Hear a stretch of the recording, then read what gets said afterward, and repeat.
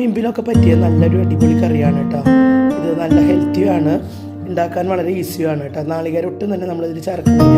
അപ്പോൾ അതിലേക്ക് നമ്മൾ 1 മണിക്കൂർ കുതിർത്തി വെച്ച ചെറുപയറിലേക്ക് ഒരു 3 പച്ചമുളക്, 2 കതിര് കറിവേപ്പില, ഒരു വലിയ പീസ് മത്തങ്ങ കഷ്ണങ്ങളാക്കിയത്, 1/2 ടീസ്പൂൺ എരിവുള്ള മുളക് പൊടി, 1/2 ടീസ്പൂൺ മഞ്ഞൾപ്പൊടി, ആവശ്യത്തിന് ഉപ്പ്, അതുപോലെ നമുക്ക് അത് വേവാനായിട്ട് ആവശ്യമായിട്ടുള്ള വെള്ളം. ഞാനിവിടെ ഒരു 1.5 കപ്പ് വെള്ളമാണ് ചേർത്ത് കൊടുത്തിരിക്കുന്നത്. അതെല്ലാം ചേർത്തതിന് ശേഷം നമ്മൾ സ്റ്റൗവിൽ ഒരു 4 സ്റ്റീം മീഡിയം ഫ്ലെയിമിൽ വരുത്തിയെടുക്കുകയാണ്. ഇത് നല്ലപോലെ വെന്ത് കിട്ടിയിട്ടുണ്ട്. അതുപോലെ മത്തങ്ങ കഷ്ണങ്ങളൊക്കെ ഒന്ന് നമുക്ക് ഉടച്ചെടുക്കാം. പയറും ഉടഞ്ഞോട്ടെ, നല്ല ടേസ്റ്റാണ്.